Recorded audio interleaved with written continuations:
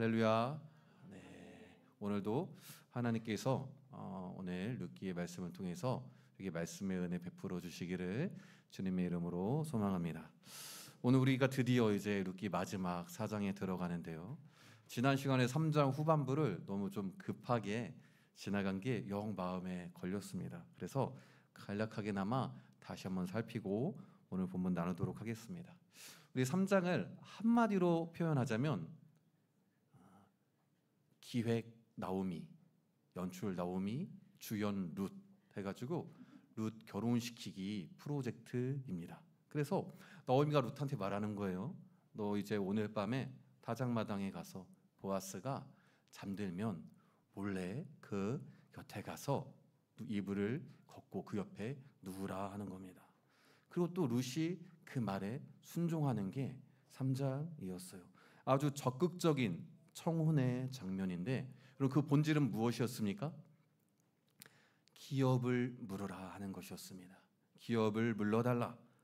그러나 이것이 발각이라도 되는 날에는 참 룻의 명예가 땅에 떨어지는 일이었고, 또 다른 남자들에게 발각이라도 되는 날에는 또 성적으로 위험한 상황에 처할 수도 있는 그러한 일이었어요.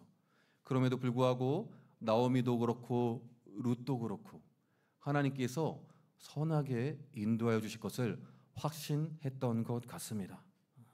이불 안으로 들어온 룻을 발견한 보아스가 얼마나 놀랐을까요? 네가 누구냐 묻습니다. 우리 3장 9절을 보면 파란색 보면 네가 누구냐 하죠. 네가 누구냐. 룻이 말합니다. 당신이 기업 물을 자가 됩니다. 그러니 고엘의 책임을 다하소서. 고엘의 의무를 이행해달라. 룻의 이 어떻게 보면 적극적이고도 당돌했던 이 요구를 보아스는 굉장히 귀하게 여겼던 것 같습니다. 우리 10절 보면 이렇게 말합니다.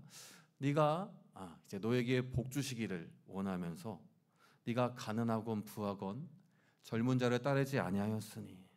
젊은 사람들의 청혼이 있었던 거예요. 젊은 사람들이 룻에게 와서. 근데 그 중에는 여러분 젊다고 다 가난하기만 했겠습니까? 부유한 자도 있었단 말입니다.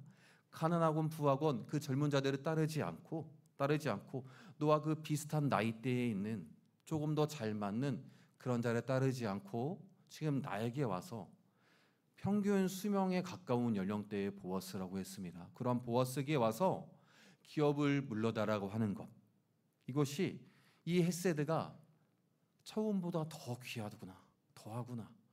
처음에 헤세드가 무엇이겠습니까?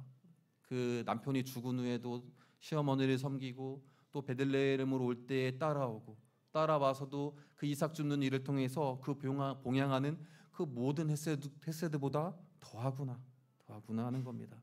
그 다음에 이제 11절 말하죠. 두려워하지 말아라. 내가 11절도 PPT가 있을 겁니다. 두려워하지 말아라. 내가 네 말대로 다 행하겠다. 그런데 여러분, 문제가 하나 있었습니다. 뭐냐면 이제 12절 보면 참으로 나는, 보아스가 하는 말이에요. 나는 기업 물을 자인데 나보다 더 가까운 사람이 있다는 거예요. 고엘의 의무는 친족이 지는 의무입니다. 의무를 행하는 데에서도 내 맘대로 할 수 있는 게 아니고 순서가 있었어요. 형제가 있으면 형제가 해야 했고, 형제가 없으면 가장 가까운 촌수가 어떻게 됩니까? 삼촌, 그 다음은 사촌, 이런 식으로 가까운 사람이 해야 하는 의무였습니다. 그런데 보아스보다 더 가까운 사람이 있었던 거예요. 그래서 13절 보면 이제 천천히 한번 읽어보겠습니다. 이 밤에 여기서 머무르라.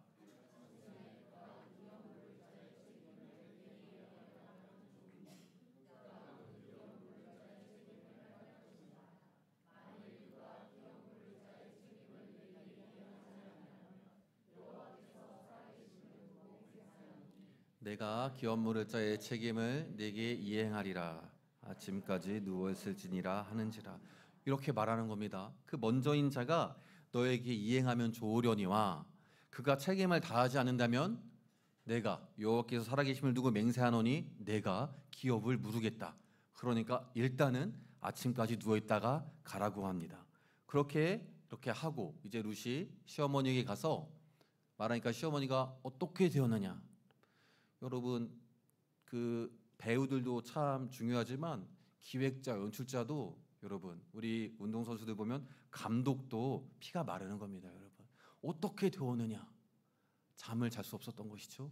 그러니까 그 사람이 자기에게 한 것을 다 알리니까 이제 시어머니가 이 사건이 어떻게 될지 알기까지 앉아 있으라. 그러면서 그 사람이 보아스가 오늘 이 일을 성취하기 전에는 쉬지 아니하리라 하면서 3장이 끝나고 4장 보니까 정말로 보아스가 쉬지 않고 아침부터 움직입니다.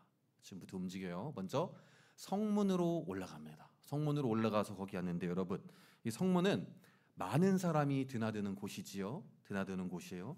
사람들의 왕래가 아주 많은 곳이었기 때문에 이 사람들에게 뭔가 알리기 위해서는 지금이야 우리가 뭐 안내 문자가 오지만 중요한 것을 알리려면 어디에 그 소식을 붙여넣어야 하겠습니까? 성문에.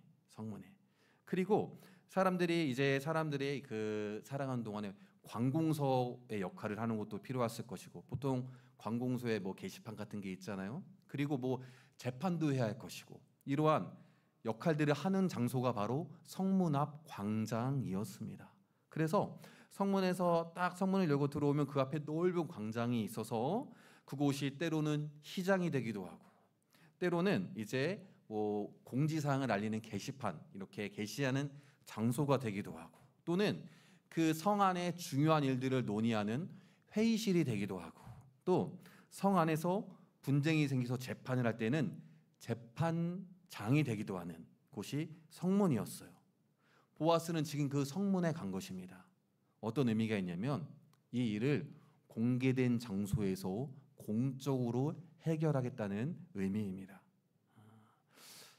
또 보면 이제 마침이라는 단어가 나오죠, 여러분. 이 아침의 마침.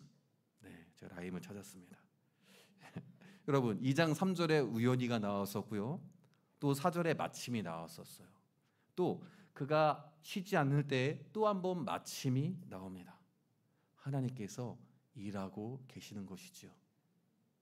보아스가 마르던 기업 무릇자가 마침 거기를 지나가는 거예요. 보아스가 부릅니다. 아무개여 이리로 와서 앉으라. 아무개여. 아무개여 왜 파란색을 해봤냐면 여러분 이름이 없었을까요? 이름이 없어서 아무개여 했을까요? 이름이 없는 사람은 없습니다. 그러면 이름을 몰라서 아무개여 했을까요? 가까운 친족이란 말이에요. 그럴 리도 없고. 그러면 이름이 아무개였을까요, 여러분? 설마요? 보아스는 이름을 불렀을 겁니다. 성경은 이름을 싣고 싶지 않았던 거예요. 아무개 보고 앉으라. 아무개만 앉힌 게 아니고 이제 2절에 보면 또 성읍장로 10명을 청해서 그들이 다 앉았습니다. 앉았을 때 3절에 보니까 이제 기업 무릇자에게 말하는 겁니다. 모압 지방에서 돌아온 나오미가 우리 형제 엘리멜렉의 소유지를 팔려고 한다. 4절 보면 내가 여기 앉은 이들과 이 장로들 앞에서 너한테 그것을 사라고 말해서 알게 하려 한다. 만일 네가 물으려면 물러라. 만일 네가 물으지 아니하면 말해라. 그 다음은 나니까 내가 물으겠다 하는 거예요. 여러분 일단은 소유지를 팔려고 한다고? 지금까지 제가 계속 설명했던 땅 무르기는 약간 다른 것 같은데 우리 쉬운 성경을 한번 보겠습니다. 쉬운 성경 3절입니다. 보아스가 가까운 친척에게 말했습니다. 네, 우리의 형제 엘리멜렉이 살아있을 때에 그는 땅을 가지고 있었어. 이제 모압 지방에서 돌아온 나오미에게 그 소유의 권한이 있어. 4절 보면 그래서 당신에게 이 말을 해야겠소. 여기 앉아있는 내 백성의 장로들 앞에서 내게 말해주시오. 그 땅을 사시오.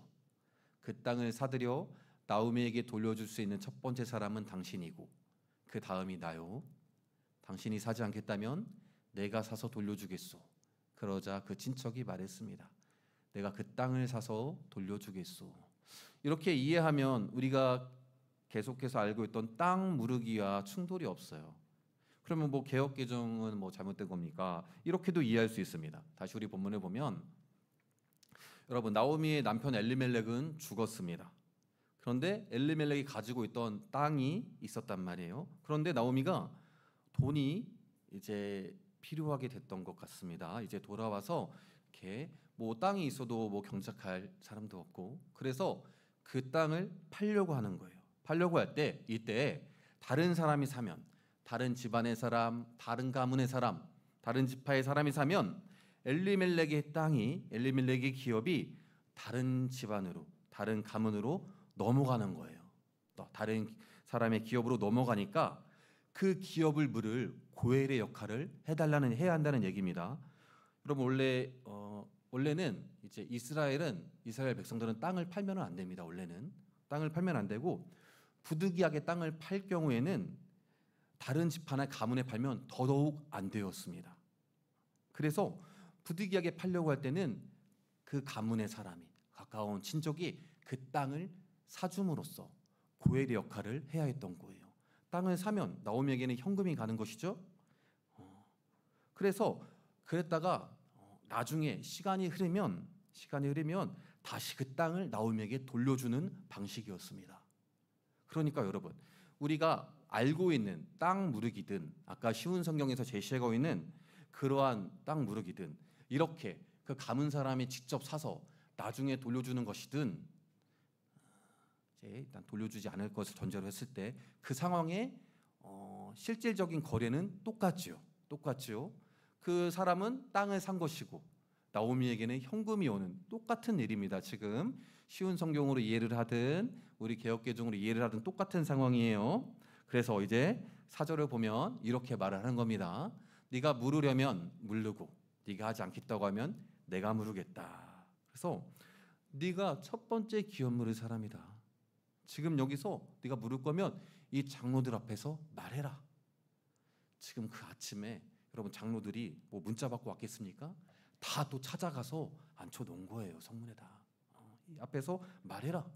만일 물으지 않을 거면 당신 다음은 내 차례니까 내가 물을 것이다 하는데 여러분 맨 마지막 그가 이르되 뭐라고 합니까? 내가 물으리라. 약간 안 물은다고 할 줄 알았는데 자기가 물은다고 합니다. 자기가 물은다고요. 그러자 이제 5절 보면 보아스가 거기서 끝나는 게 아니에요.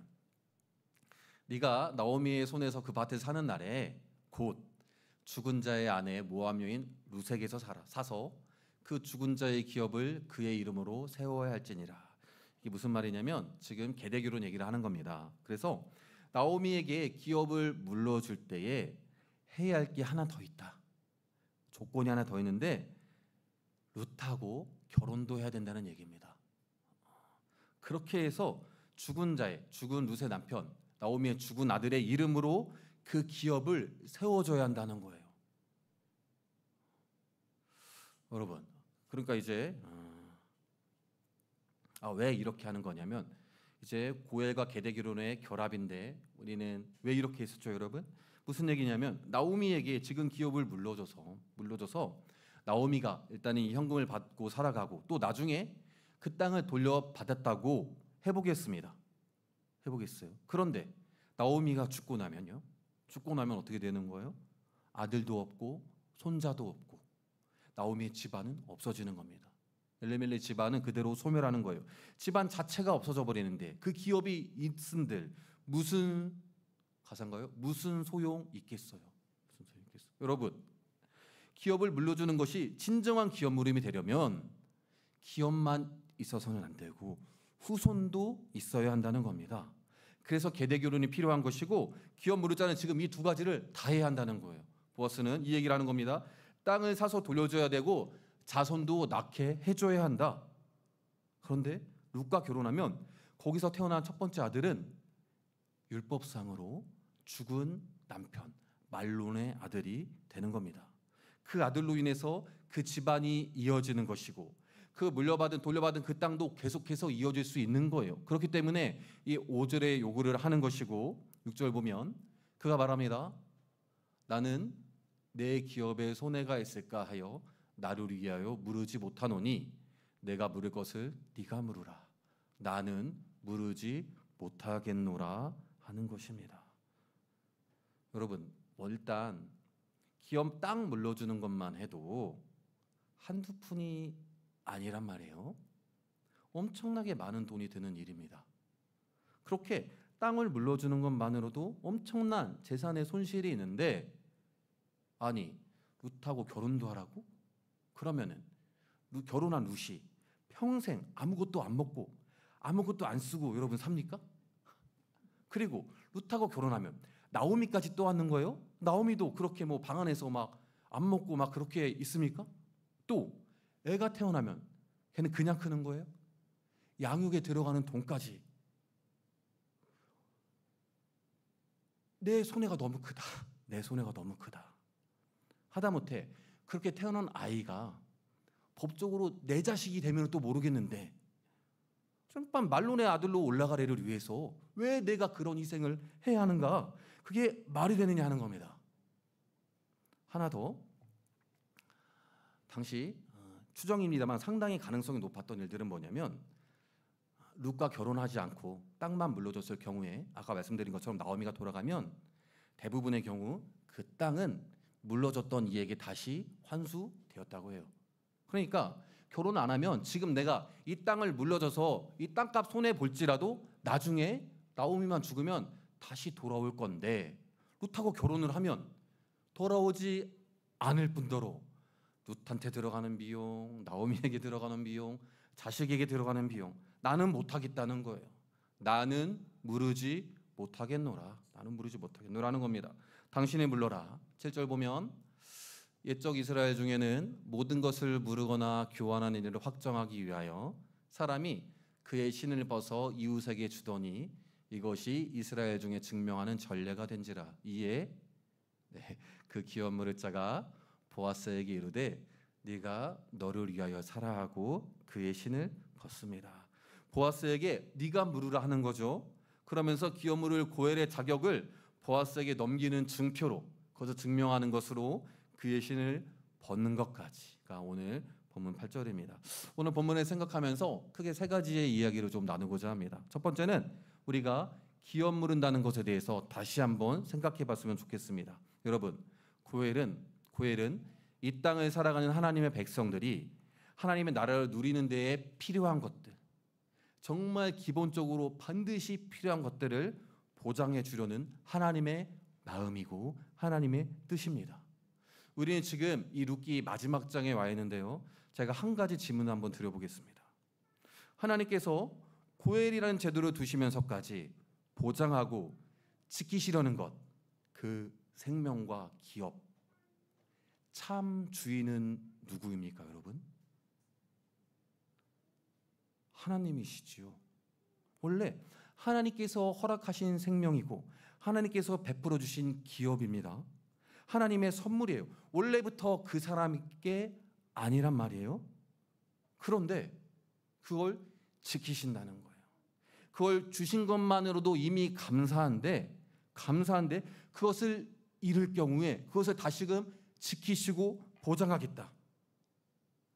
그것을 율법에 둔 하나님의 마음과 뜻을 헤아릴 줄 아는 저와 여러분 되셨으면 좋겠습니다. 여러분, 하나님은 그 방식에 있어서 친히 고엘이 되시기도 하지만 때로는 고엘의 의무를 가진 자, 고엘의 자격을 가진 자, 여러분 이 우선순위 할 때 어떤 생각 가지십니까? 그게 보통 가위바위보 할 때 뭐 진 사람이 이거 해라 하면 좀 안 좋은 것들을 우린 진 사람이 하라고 하는데, 청약의 1순위가 좋아요? 뒷순위가 좋아요? 여러분, 기업을 물을 자격의 순위는 영광스러운 일을 감당할 수 있는 자격입니다. 영광스러운 일을. 그래서 때로는 그렇게 영광스러운 일을 감당할 수 있는 이들을 통해서 그들의 그 영광스러운 행동으로 통해서 하나님 나라의 복을 누리게 하시는 거예요. 룻기 1장부터 이어지고 있는 룻의 헷세대가 있습니다. 남편이 죽고 나서 어머니를 섬기고 또 그 어머니가 베들레헴으로 돌아간다고 할 때 룻의 입장에서는 베들레헴이 이방 땅이에요. 자기 고향 땅을 떠나고 부모를 떠나고 민족을 떠나서 이방 땅으로 와서 그곳에서 그 심한 이삭을 줍는 일을 하며 어머니를 봉양합니다. 그리고 이 모든 처음의 헤세드보다 더한 나중 헤세드, 보아스에게 기업을 물려달라 요청하기까지, 그렇게까지 근본적으로 나오미를 회복시키려는 룻의 헤세드입니다. 룻의 헤세드, 그렇게 하나님의 뜻을 행하면서 하나님의 뜻을 세우면서 하나님의 뜻은 고해를 이루려는 헤세드, 또 그 룻의 모든 헤세드에 그때 반응했던 보아스의 헤세드가 있습니다. 룻의 그 처음 헤세드에 반응을 해서 그 밭에서 온갖 도움을 주지 않았습니까? 또 나중 헤세드에 반응하여서 자신이 기업을 물으려고 하는 보아스의 헤세드까지, 이 룻과 보아스를 통해서 나오미는 이제 다시금 마라에서 나오미로의 회복을 누리게 되는 것이죠. 여러분, 참으로 아름다운 모습 아닙니까? 이렇듯 하나님은 하나님의 백성들이 서로가 서로에게 고엘되어서 하나님 나라의 복을 누리게 하려는 것입니다. 이것이 기업 물으는 것이 가지고 있는 의미예요. 너희가 서로가 서로에게 고엘이 되어서 하나님 나라의 백성으로 살아갈 때에 반드시 필요한 그것들을 서로 지켜주고 돌보며 살아가라. 그런데 오늘 본문을 보면, 오늘 말씀의 제목도 나는 무르지 못하겠노라. 박성태 목사가 한 얘기가 아니에요. 네, 밑에 이렇게 해놓으니까 나는 무르지 못하겠노라.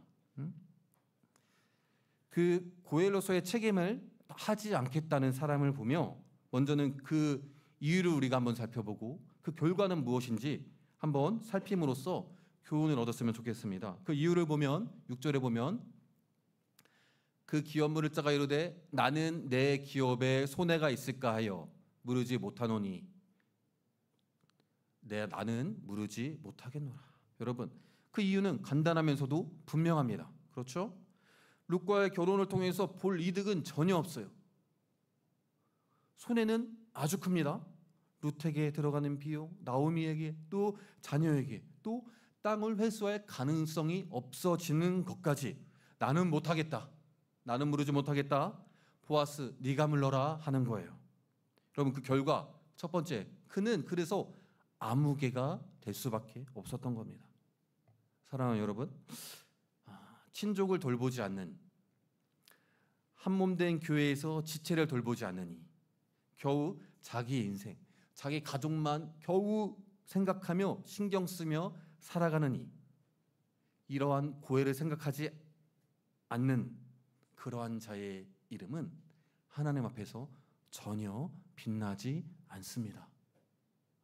하나님 앞에서 어떠한 의미도 갖지 못하는 인생이 되는 거예요. 하나님이 은혜를 베풀어 주셔서 자녀 삼아 주셨습니다. 또 가족을 함께 살아갈 하나님의 백성들을 붙여 주셨습니다. 그 이름이 사라져 버리는 거예요. 아무 의미 없는 아무개가 되는 겁니다. 또 두 번째 결과 볼까요? 8절 보면 신을 벗었단 말입니다. 그의 신을 벗음으로 그의 신이 벗겨졌는데, 신명기 25장을 한번 가보겠습니다. 재미있는 얘기가 나옵니다. 신명기 25장, 우리 성경책 신명기 25장 앞에 좀만 가면 300쪽입니다. 300쪽.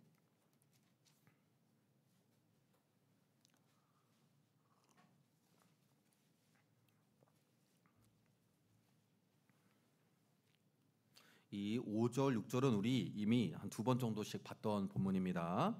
죽은 형제에 대한 의무를 말하는 거예요. 만일 형제가 죽으면 다른 데로 시집가지 말고 죽은 자의 아내는 남편의 형제에게 시집을 가서 그 아들을 낳아라. 그것이 또 형제된 그 남편의 형제가 가진 의무다. 이런 얘기를 하고 있고, 7절에 보면 천천히 한번 같이 제가 읽어보겠습니다. 그러나 그 사람이 만일 그 형제의 아내 맞이하기를 즐겨하지 아니하면, 어떤 여러 이유가 있을 수 있겠죠. 막 한 번 결혼한 여자랑은 결혼하고 싶지 않다. 나는 꼭 처녀만 하고 싶다 할 수도 있겠고, 그 여인이 너무 조금 자기 스타일이 아닐 수도 있고 있을 거예요. 그런데 중요한 건 뭐냐면 보면 계속 있습니다. 그 형제의 아내는 그 성문으로 장로들에게로 나아가서 말하기를. 여러분, 성문입니다. 지금 장로들에게 나가서 말하라는 거는 소송을 걸라는 거예요. 재판을 하라는 겁니다. 중요한 법적 문제가 되는 겁니다. 내 남편의 형제가 그의 형제의 이름을 이스라엘 중에 있기를 싫어하여 남편의 형제된 의무를 내게 행하지 아니하다 할 것이다. 아니하다이다 할 것이요. 그 상황을 말하라는 것이죠. 8절. 그 성읍 장로들은 이제 그 계대교를 하지 않겠다는 그를 불러다가 말할 것이며, 이 여인의 말이 사실이냐 묻겠죠. 말할 것이며, 그가 이미 정한 뜻대로 말하기를 내가 그 여자를 맞이하기를 즐겨하지 아니하노라 하면, 그 거부 의사를 밝히면 9절. 그의 형제의 아내가 장로들 앞에서 그에게 나아가서 그의 발에서 신을 벗기고 그의 얼굴에 침을 뱉으며 이르기를. 여러분, 먼저 신을 벗긴 것, 증명은 증명인데 무르지 않는 자라는 것을 증명시키고 그 얼굴에 침을 뱉습니다. 여러분, 사람의 얼굴에 침을 뱉는다는 것은 예나 지금이나 서양이든 동서양을 막론하고 사실 아주 심한 모욕을 주는 일이죠. 침을 뱉으며 이르기를 그의 형제의 집을 세우기를 즐겨 아니하는 자에게는 이같이 할 것이라 하고 이스라엘 중에서 그의 이름을 신벗김 받은 자의 집이라 부를 것이니라. 온 이스라엘 백성이 대대로 그의 집안을 이렇게 부르는 것입니다. 신벗김 받은 자의 집이다. 자기가 벗어야 하는데 죽은 아내가 벗긴 그 집안인 거예요. 기업 물을 자의 책임을 감당하지 않는 것이 하나님 앞에서 얼마나 엄중한, 무거운, 잘못된 일이고 또 수치스러운 일인지를, 신벗김을 당하고 그 얼굴에 침뱉음을 당하는 식의 그러한 감정을 느껴야 한 그러한 일이라는 것을 말하고 있는 것입니다. 얼마나 비참하고 모욕적인 일인지를 알라는 거예요. 여러분, 하나님께서 우리를 구원하시기 위해서 자신의 아들을, 하나뿐인 독생자를 희생하셨습니다. 이것이 하나님께서 우리에게 행한 가장 대표적인 일이에요. 대표적인 일입니다.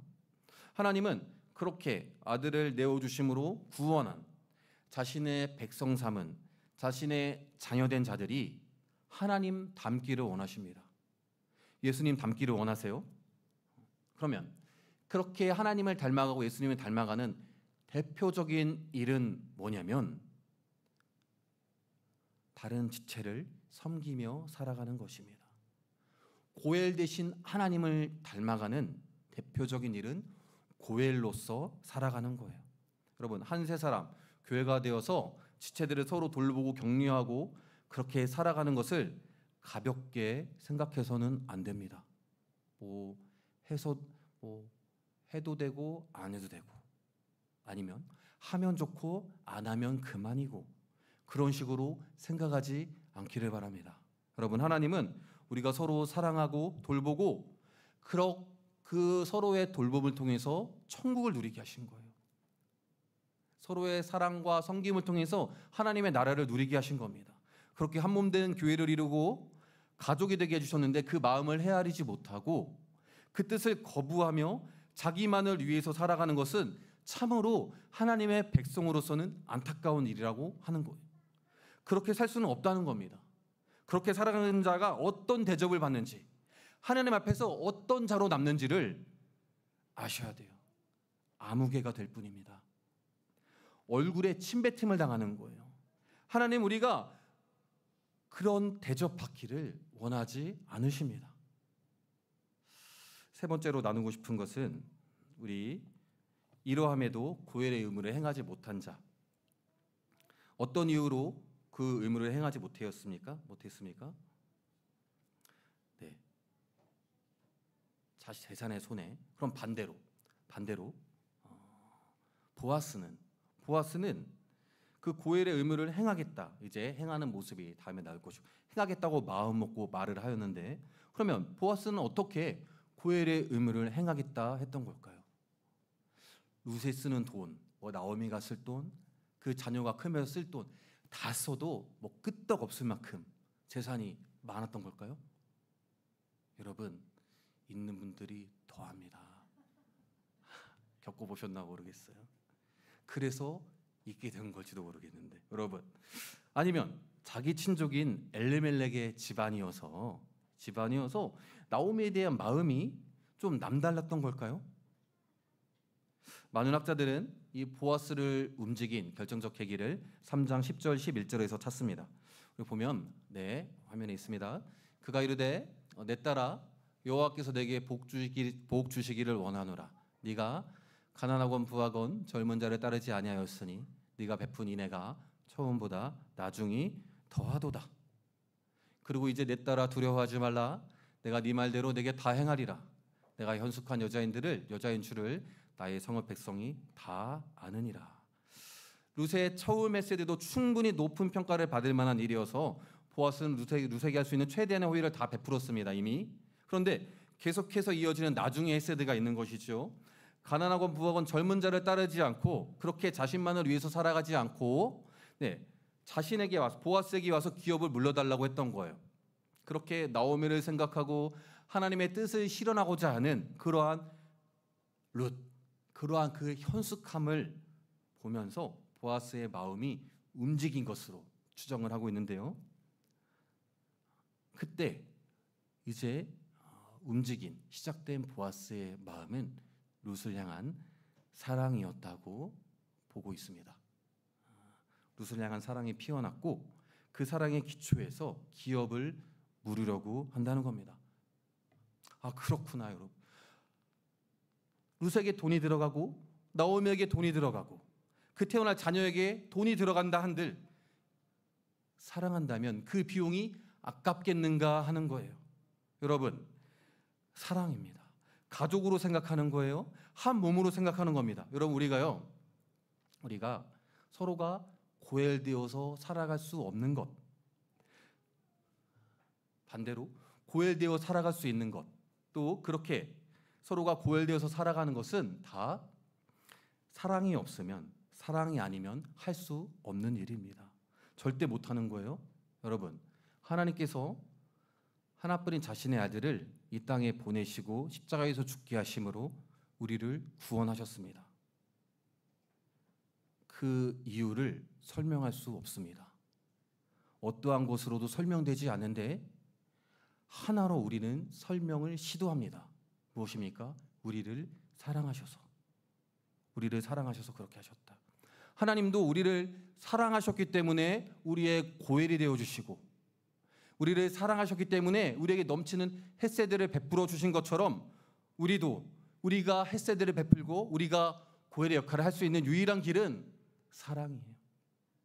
우리가 하나님 아버지를 사랑하지 않으면, 예수 그리스도를 사랑하지 않으면 그 주님의 사랑에 감복하고 충만해져서 변화되지 않으면, 그 사랑으로 인하여서 그 사랑이 지체들 향한 사랑으로 확산되지 않으면, 번져가지 않으면 절대로 고엘로서 살아갈 수 없습니다. 우리가 하나님의 말씀을 배우면서 또한 들으면서 주님 앞에, 주님 안에 주님의 사랑으로 먼저 충만해지시기를 축복합니다. 그 말씀 안에서 시작된 그 사랑이 이제 나를 변화시키고 그 사랑이 번져가는 것을 느꼈으면 좋겠습니다. 하나님은요, 우리를 한 몸 되게 하셨습니다. 그리고 우리를 한 몸 되게 하신 것은, 그 이유는 서로를 한 몸으로 여기고 가족으로 생각해서 서로를 위해서 고엘로 헷세드를 베풀며 살아가라. 그것을 통해서 너희가 하나님의 나라를 누려라 하는 것이 하나님의 뜻입니다. 서로를 사랑하는 저와 여러분 되셨으면 좋겠습니다. 여러분, 한 교회로서 살아간다는 것은요, 한 아버지를 모시는 형제 자매라는 것이고, 한 머리에 다스림을 받는, 한 머리에 충만함을 받는 한 몸 된 지체라는 것입니다. 우리를 하나 되게 하신 성령님께서는 우리 안에 그 사랑을 부어주고 계심을 믿으시기를 축복합니다. 그 사랑의 기초에서 헷세드를 베푸는 저 여러분 되시기를 주님의 이름으로 축복합니다. 우리 찬양하겠습니다.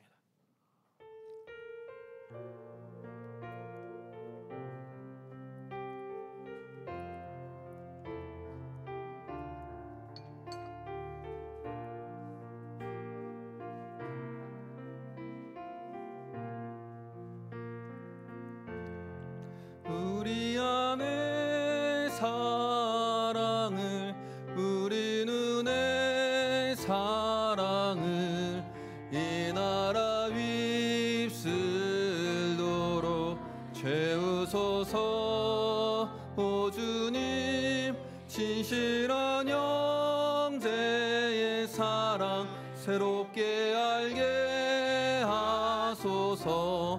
우리 안에 사랑을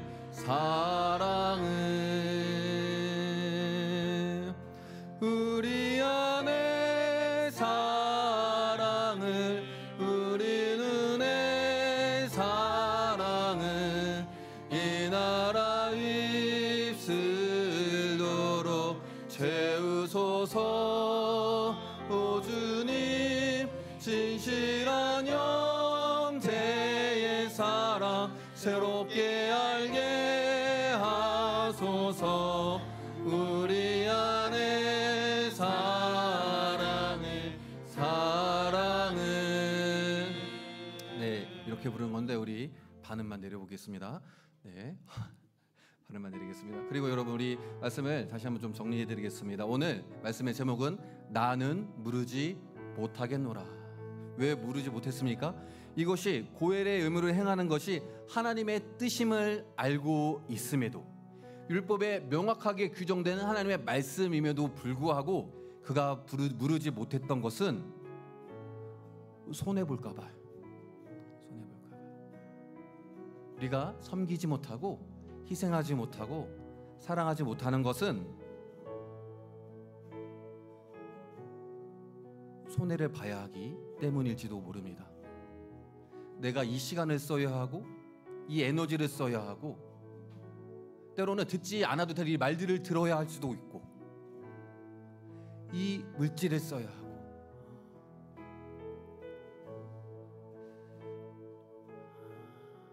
그 모든 것을 뛰어넘을 수 있는 길은, 그래서 기업을 물을 수 있는 것은 사랑입니다. 그런데 그게 여러분 이렇게 쉽게 이렇게 우리가 하고 싶다고 되는 게 아니죠. 먼저는 우리 안에 그리스도의 사랑으로 충만해져야 합니다. 하나님께서 우리에게 하신 일들을, 그 복음을 계속해서 생각하고 묵상하며 이렇게 하나님의 마음으로 우리가 충만해질 때에 조금씩 그렇게 보기 싫던 사람이 조금씩 괜찮아지고, 아, 이래서 그랬었구나 이해가 되기도 하고 그럴 수도 있었겠다 생각이 되기도 하고, 종국에는 긍휼함으로 아, 불쌍하다, 보듬어주고 도와주고 돌봐주고 기다려주고 그러한 마음으로 자연스럽게 가는 것이거든요. 당장 우리 안에, 특별히 우리 공동체 안에 이 사랑이 충만하지 않다고 해서 그것을 비난할 수 없습니다. 우리에게 남은 인생길 동안 조금씩 채워지고 커가기를 바랍니다.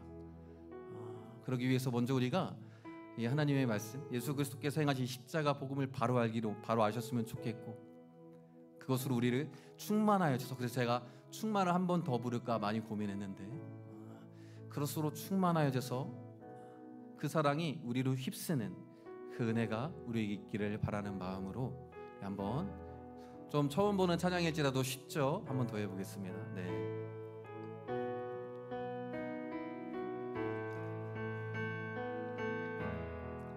우리 안에 사랑을 우리 눈에 사랑을 이 나라 입술도록 채우소서. 오 주님 진실한 형제의 사랑 새롭게 알게 하소서. 우리 안에 사랑을 우리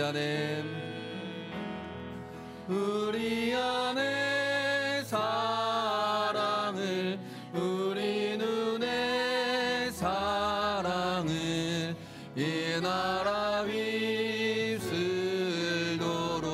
채우소서. 오주 진실한 자매의 사랑 새롭게 알게 하소서. 우리 안에 사랑을. 제가 가사를 불러드릴 테니까 우리 눈 감고 찬양하겠습니다. 우리 안에 사랑을, 우리 안에 우리 눈의 사랑을, 우리 눈에 이 나라 휩쓸도록 채우소서. 오 주님, 이 나라 휩쓸도록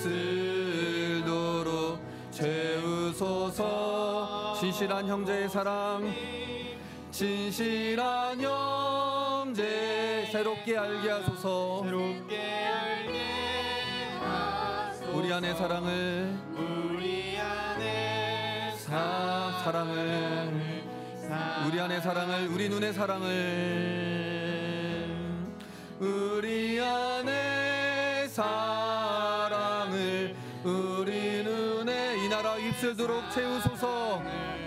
이 나라 휩쓸도록 채우소서. 진실한 형제의 사랑, 진실한 형제 새롭게 알게 하소서.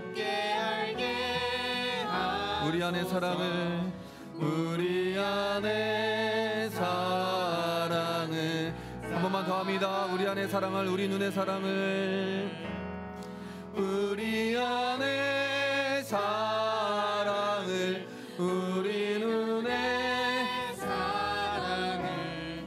이 나라 휩쓸도록 채우소서. 채우소서. 오 주님, 진실한 자매의 사랑, 자매 새롭게 알게 하소서. 새롭게 알게 하소서. 우리 안에 사랑을, 사랑을. 우리 이 시간 함께 기도하기를 원합니다. 하나님, 우리 안에, 내 안에 사랑이 충만하기를 원합니다.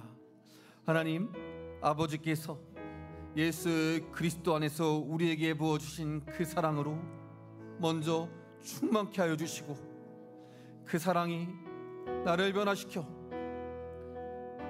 남이 아닌 한 몸으로 우리 지체들을, 형제 자매를 여기는 데까지 나아가게 하여 주옵소서. 교회를 위하여서, 지체들을 위하여서 쓰는 내 시간이, 내 힘쓰미, 내 씀이 아깝지 않도록 그것이 기쁨이 되고 즐거움이 되는 나의 삶으로 변화시켜 주시옵소서. 그렇게 나의 섬김을 통해서, 나의 햇새들을 통해서, 나의 고열됨을 통해서 우리 모든 성도들이 하나님 나라를 누릴 수 있도록, 이 땅에서 천국을 살아갈 수 있도록 주님 우리 공동체를 그렇게 인도하여 주옵소서. 우리 주여 한번 부르고 통성을 합심으로 기도합니다. 주여, 아버지 하나님 은혜를 감사합니다. 아버지 오늘 아버지와 자기 재산이 손해가 염려되어 아버지와 분명한 주의 뜻을 행하지 못하는 아버지와 그 안타까운 삶을 보며 아버지 우리가 그러한 인생 살지 않게 하여 주옵소서. 아버지, 그것은 지혜로운 것이 아닙니다. 아버지, 주 앞에서 얼마나 어리석은 일인지, 얼마나 아버지 무의미한 일인지를 우리가 살폈습니다. 아버지, 그것이 얼마나 수치스러운 일인지, 얼마나 치욕스러운 일인지, 아버지 한 사람도 그런 치욕을 아버지여 겪는 자들 되지 않게 하여 주옵소서. 아버지 우리 안에 사랑을 주옵소서. 아버지여 그 마음으로 주 앞에 나아가는 자들 되게 하여 주시옵소서. 아버지 그렇습니다. 아버지여 이 사랑을 통하여서 아버지여 나의 물질이, 나의 시간이 아깝지 않으며 아버지 그것이 오히려 나의 나아갈 바가 되며 아버지여 나의 그 섬김을 통하여서 아버지여 나아가는 은혜를 주심을 감사합니다.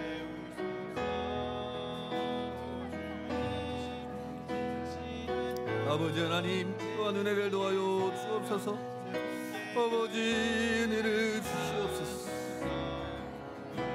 아버지 능력으로 함께 하시고 아버지여 함께하여 주시옵소서. 아버지 우리 안에 그 충만한 사랑으로 아버지여 서로를 아버지여 섬기는 자들 되게 하시고 아깝지 아니한 자들 되게 하시고 주님 아버지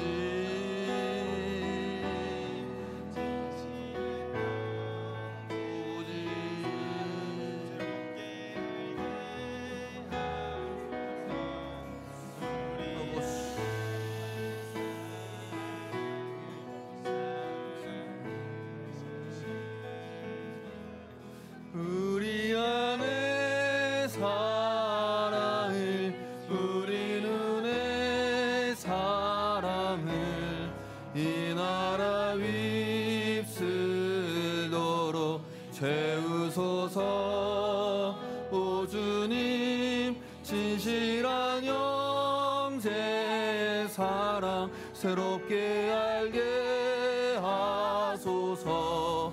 우리 안에 사랑을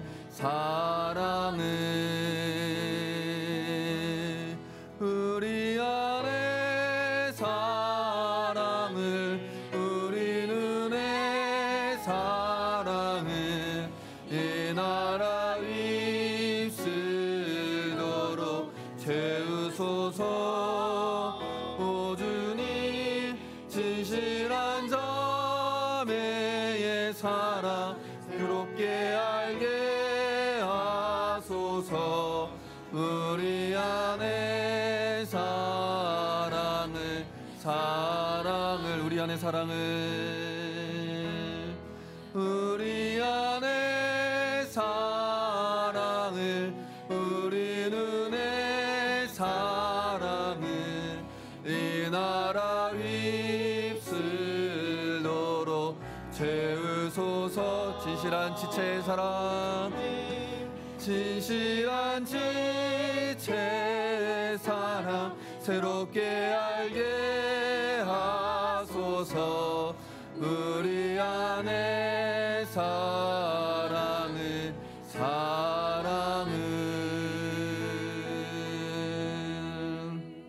지금은 우리 주 예수 그리스도의 은혜와 아버지 하나님의 사랑하심과 성령 하나님의 감동하심이 그리스도의 사랑으로 충만하여져서 하나님께서 백성들에게 자녀들에게 원하셨던 그것, 서로를 자신과 같이 여기며 사랑하여서 그 돌보고 섬김으로 서로를 세워가고 교회를 세워가기를 결단하고 다짐하는 주의 자녀들을 위해, 우리 예한교회 위해, 한국교회 위해 이제로부터 영원토록 함께 하시기를 간절히 축원하옵나이다. 아멘.